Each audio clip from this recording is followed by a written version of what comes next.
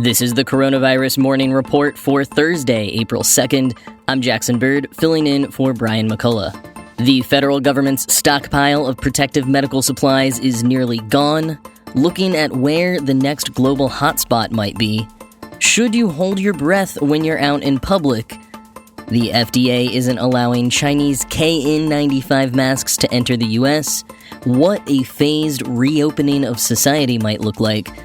The CDC now says as many as 25% of coronavirus patients are asymptomatic, and private labs are causing a new crisis for testing. Today might be the day that global infections reach 1 million and global deaths pass 50,000. Nearly 2,400 people have died in New York, New Jersey, and Connecticut, half the national total. Nearly 1,400 of those deaths are in New York City. What we need to be watching these next days, especially in hotspots like New York and Louisiana and Michigan, is actual capacity. Number of beds, number of available beds versus the number of hospitalizations and ICU admissions. New York, for example, has 12,000 hospitalized COVID-19 patients and 3,000 in intensive care, but still has capacity for more, for at least the next 7 to 21 days, said Governor Cuomo. But word from Michigan that the intensive care unit at Henry Ford Macomb Hospital outside of Detroit has reached capacity. Quoting the Detroit Free Press, "We are continuing to balance ICU capacity across our health system, transferring patients when necessary," said Dr. Adnan Munkara, Executive Vice President and Chief Clinical Officer for Henry Ford. Like some of our other acute care hospitals, Henry Ford Macomb Hospital has reached capacity, and we are working aggressively with clinical partners in the region in an effort to transfer additional patients. The federal government's stockpile of protective medical supplies is nearly gone. The Federal Emergency Management Agency has delivered more than 11.6 million N95 masks, 5.2 million face shields, 22 million gloves, and 7,140 ventilators, and that's it. Officials say the emergency stockpile is exhausted. The Pentagon may provide as many as 100,000 body bags for civilian authorities, Reuters reported Wednesday following a request from the Federal Emergency Management Agency. Spain reported 950 new deaths, passing 10,000 for the first time. In China, a county inside Henan province with 600,000 residents has been placed in a new lockdown, illustrating that secondary aftershock-like flare-ups of the disease can happen. Looking at new potential global hotspots, the crude case fatality rate in Britain has reached 8% and was 13% in the 24-hour period yesterday. That would be approaching Italy-like numbers. The U.S. and Turkey are on the fastest trajectory in terms of new case counts. The UK, Spain, and France are climbing fast as well. Italy itself continues to show a plateauing of new case numbers. This is a quote from the Washington Post. "The dead bodies in Guayaquil, Ecuador's largest city, have been piling up everywhere. They have been abandoned in busy hospitals, left decomposing inside homes, even wrapped in plastic and put out on the streets as families struggle to find space in cemeteries." As Guayaquil has emerged as the epicenter of the country's coronavirus outbreak, the sight of these corpses mark how this port city of nearly 3 million is struggling to handle the mounting death toll. Authorities have officially reported more than 1,300 infections and at least 60 deaths in and around Guayaquil. But the country has experienced a severe lag in testing, and the death toll is believed to be far higher. Up to 150 corpses are being picked up every day, end quote. As an indication that this has truly gone global, the tiny Pacific island of Rapa Nui, also known as Easter Island, has reported its first 2 cases. Rapa Nui is known as one of the most remote locations on the planet. The mayor of Los Angeles has asked all residents to cover their faces when in public. Quoting the New York Times, "This isn't an excuse to suddenly all go out," Mayor Garcetti of Los Angeles said during a news conference, "but when you have to go out, we are recommending that we use non-medical grade masks or facial coverings."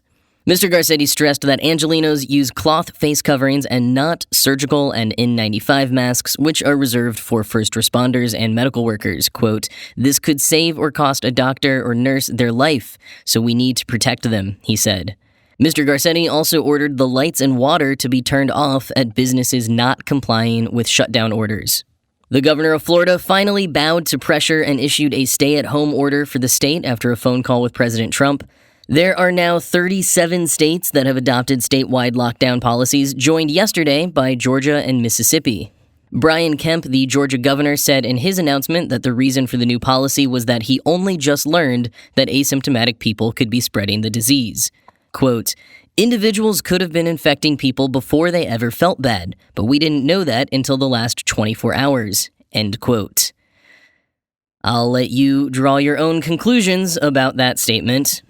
On Twitter, Shannon Watts, the founder of Moms Demand Action, wrote, in a bizarre turn of events, information the rest of the nation had in January didn't reach Georgia Governor Brian Kemp until April. The Navy announced it will remove around 2,700 sailors from the USS Theodore Roosevelt, that aircraft carrier docked at Guam we talked about yesterday. And finally, today, a man in Britain live-streamed himself as he ran a marathon in his backyard. Quoting the Washington Post, James Campbell jogged to the end of his fenced-in yard, turning around when he reached the garden shed. He bounced back to the patio, sneakers pounding a postage stamp-sized patch of grass. He spun around and repeated the loop again and again and again. More than 5 hours later, he had run a full marathon in his 20-foot backyard. Campbell, a former world-class competitive javelin thrower from Cheltenham, England, has been feeling bored and restless while under lockdown due to the novel coronavirus. His Wednesday stunt was, quote, literally the most stupid thing I could think of to do. On his 32nd birthday, he told the BBC. But thousands of people tuned in to watch him run around in circles, and by early Thursday morning, he had raised the equivalent of just over $32,000 for the United Kingdom's National Health Service. End quote. The Atlantic has a piece up talking about the global debate we've mentioned this week, masks. Maybe we should all be wearing them? They also delve into the debate about, is coronavirus airborne or not? Is it droplets or aerosolized? I highly recommend reading the piece if you want a more granular dissection of this debate, link in the show notes, but also I want to pull out two small sections of advice. Number one, going outside is fine, so long as you stay away from people. Quote, to be clear, every expert I spoke with for this piece told me that it's still mostly safe to spend time outdoors. If anything, they said, such forays should be encouraged for the sake of our mental health. Distance and ventilation matter, and outdoor spaces offer plenty of both. Distance is harder to maintain in bustling cities like New York, but the point remains that any risk lies in the density of people, not in some thick viral miasma suffusing the air, end quote. But also, here are some actual tangible strategies for how you can go outside and remember to keep your distance. In short, holding your breath is not insane as a last resort. Quote, you could tie yourself in knots gaming out the various scenarios that might pose a risk outdoors, but Mar recommends a simple technique. When I go out now, I imagine that everyone is smoking, and I pick my path to get the least exposure to that smoke, she told me. If that's the case, I asked her, is it irrational to hold your breath when another person walks past you and you don't have enough space to move away? It's not irrational. I do that myself, she said. I don't know if it makes a difference, but in theory, it could. It's like when you walk through a cigarette plume. End quote. The FDA won't allow a Chinese version of the N95 mask to be imported into the U.S. despite massive shortages of PPE, personal protective equipment, needed by medical professionals on the front line of the fight against COVID-19. Confusingly, the Chinese version, called KN95, is rated by the CDC as being a suitable alternative to N95 masks, quote, when supplies are short.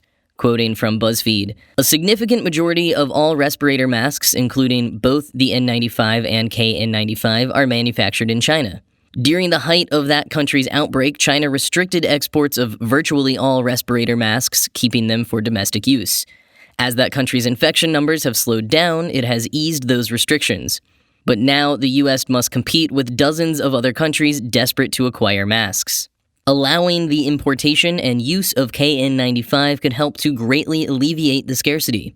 The KN95 masks are far more readily available, said Bob Tilton, who owns a New Jersey-based cosmetics packaging importer and earlier this month decided to use his familiarity with Chinese supply chains to bring in masks and other personal protective equipment to sell to hospitals. The N95s are much harder to grab. Yet, without the FDA's seal of approval, importers are hesitant to order KN95 masks because they worry they'll get held up at customs. Many hospitals are refusing to accept them, even as free donations, because they fear legal liability should a healthcare worker get ill while using a non-permitted device. End quote. The FDA does allow masks to be imported from the EU, Australia, Japan, South Korea, and Mexico, but BuzzFeed reports that these masks are not available at the same large volume as the KN95. So far, the FDA's refused to comment on why it won't allow KN95s into the country. On Saturday's episode, we looked ahead to life after lockdown, discussing what a phased reopening of society might look like. A new report from Dr. Scott Gottlieb, resident fellow at the American Enterprise Institute, suggests that a state-by-state reopening of the country for low-risk populations, for example, those under 60 without underlying health conditions, will be possible once certain criteria are met. The report suggests that a successful slow the spread phase, which we're all living through right now, would look like this, quote, a sustained reduction in cases for at least 14 days, i.e. one incubation period, and local hospitals are safely able to treat all patients requiring hospitalization without resorting to crisis standards of care. And the capacity exists in the state to test all people with COVID-19 symptoms along with state capacity to conduct active monitoring of all confirmed cases and their contacts, end quote. To achieve that, the report says we'll need to maintain social distancing and lockdown measures, massively increase access to speedy testing, and build a data infrastructure to share results along with sophisticated contact tracing systems, ensure sufficient critical care capacity in the healthcare system, increase the supply of personal protective equipment so medical personnel can provide care at lower risk, and implement serological testing so that the background immunity, or otherwise, of communities can be established. Critically, and related to our previous story, the report recommends changing national guidelines to encourage the general public to wear fabric, non-medical masks. This is the phase we're living through right now, and the report tries to synthesize a coherent national policy out of the patchwork of stay-at-home orders and pleas for critical care equipment we're seeing state by state. The report, if anything, exposes the gap between current federal action and what is needed for society to reopen on the other side of the case growth curve. But other countries have demonstrated that this is possible. China, Singapore, South Korea, these are all on the other side of this current phase and are beginning to find a new normal, a gradual reopening of society. So what might life look like in that second phase here in the US? Quoting from the report, general physical distancing precautions could still be the norm during Phase 2, including teleworking as much as possible, maintaining hand hygiene and respiratory etiquette, wearing a mask in public, regularly disinfecting high-touch surfaces, and initially limiting social gatherings to fewer than 50 people, end quote. Schools and businesses would reopen, subject to CDC advice on physical distancing measures. Those who are immune would be identified by serological testing and would be able to return to work and serve in high-risk roles, such as those on the front lines of the healthcare system or supporting the elderly still quarantining at home. The report notes that every new case identified during this second phase should be isolated at home for 7 days, with close contacts placed in quarantine for 14 days.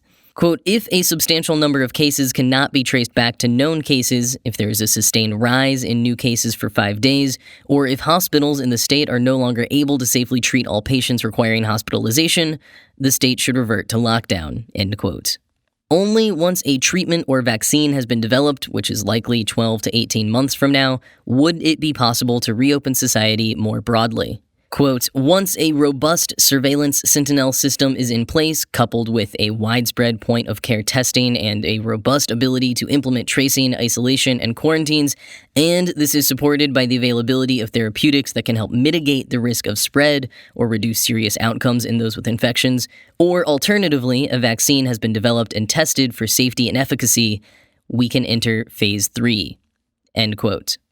Once again, serological testing becomes key. Quote, if a sufficiently high fraction of the population has become immune, either through natural recovery or vaccination, remaining restrictions can be lifted, end quote. Critically, the report recommends a fourth phase of development, investing in the public health infrastructure necessary to cope with the next pandemic. Quoting from the report, preparedness for public health emergencies should be elevated as a function in the White House, with a coordinating function analogous to the Director of National Intelligence, end quote. For now, however, we remain in phase 1, seeking to flatten the curve so that our critical care system has a chance to cope with the influx of cases. Please stay home.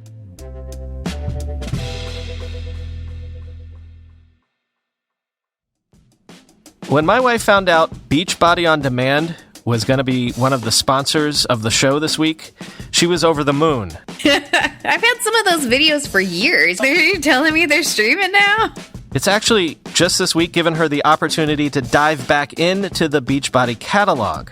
Well, what else am I going to do for exercise right now? This is perfect. She got me to do the Morning Meltdown 100 with her this morning. We streamed it on my son's iPad, actually, because it has one of those kids' cases with the kickstand on it, and we propped it up in front of the couch and just banged it right out.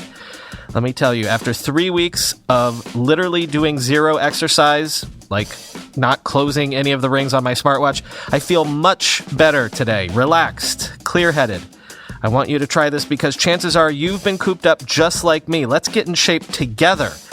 Listeners to this podcast can get a special free trial membership of Beachbody On Demand when you text BRIEFING to 303030. You will get full access to the entire Beachbody On Demand platform for free, all the workouts, the nutrition information, even support totally free. Again, just text BRIEFING to 303030. Obviously, for all our sakes, we need to avoid crowds in any way we can right now. But what if you need to go to the post office? What if you need postage to send out letters and packages? Don't worry, Stamps.com is here to help.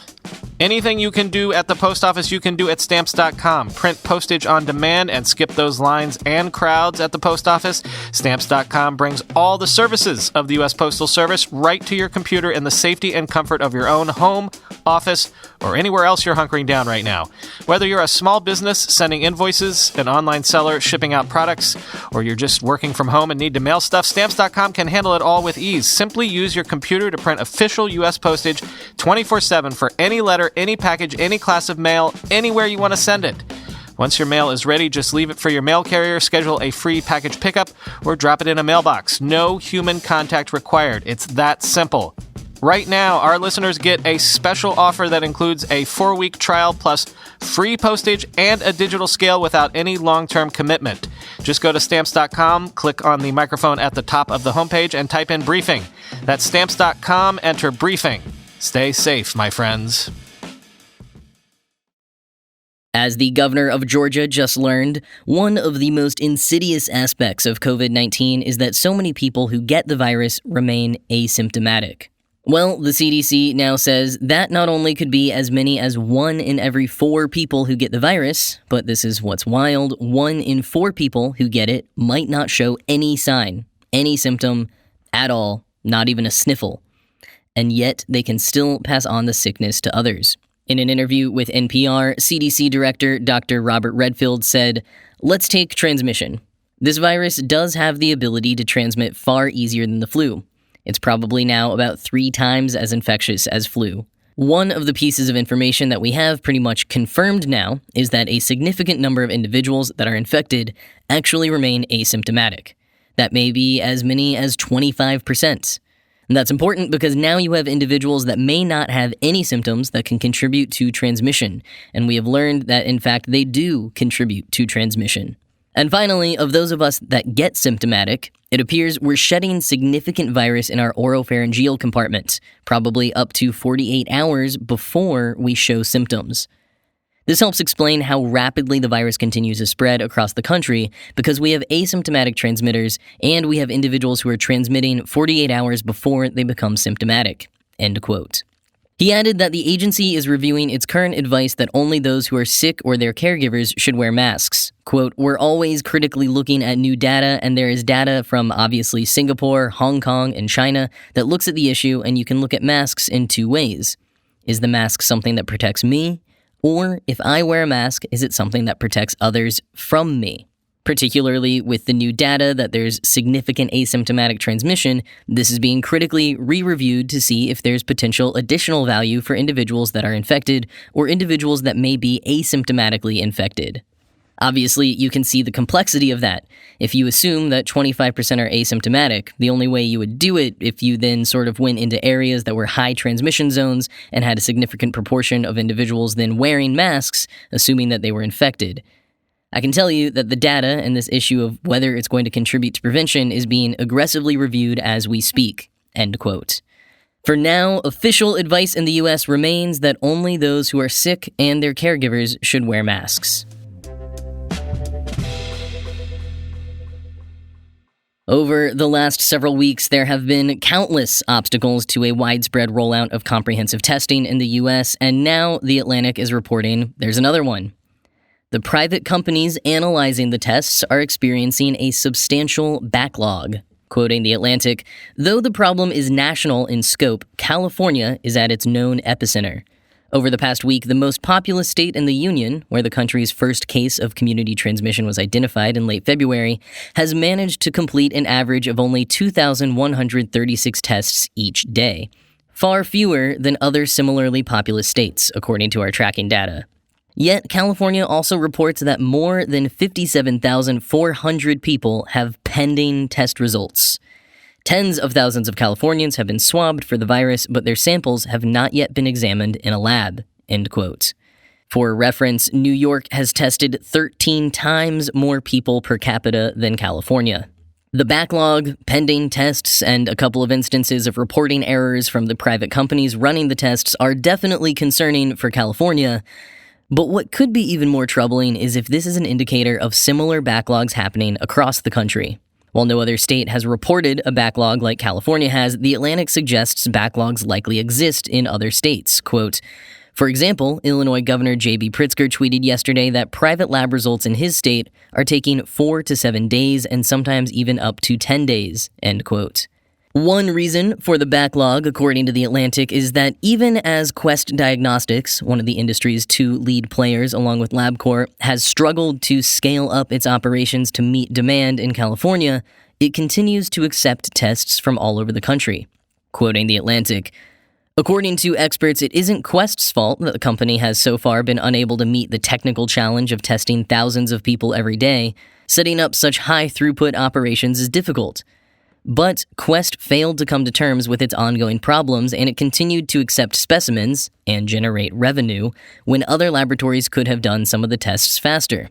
By contrast, when the Utah-based nonprofit Arup Laboratories realized that it could not fulfill any more COVID-19 tests, it refused to take more specimens. In mid-March, the University of Washington hit a similar wall and stopped taking specimens for a while. The Mayo Clinic Laboratory in Minnesota, which often tests samples from across the country, has slowly opened up its capacity to avoid running a backlog." End quote.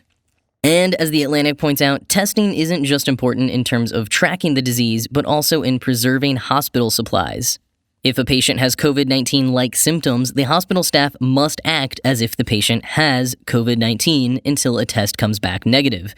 That means donning personal protective gear every time they interact with the patient. And since, according to The Atlantic, the majority of tests are still coming back negative, that wastes a substantial amount of already scarce equipment. Additionally, patients in critical condition but without a positive test may be unable to be given experimental drugs for COVID-19 that could potentially save their lives. Ending the backlog and shortening the turnaround time for tests is absolutely crucial, both in preventing spread of the disease and in treating the people who already have it. As The Atlantic concludes, "California is the flare alerting the nation to systemic problems in our testing regime. Will we heed it?" End quote. As always, this show was produced by Ride Home Media. Today's episode was written by Brian McCullough, James Welsh, and myself, Jackson Bird. If you are finding this show useful, and we hope you are, consider sharing it with friends and family to help keep them informed as well. Brian will be back tomorrow. Be well.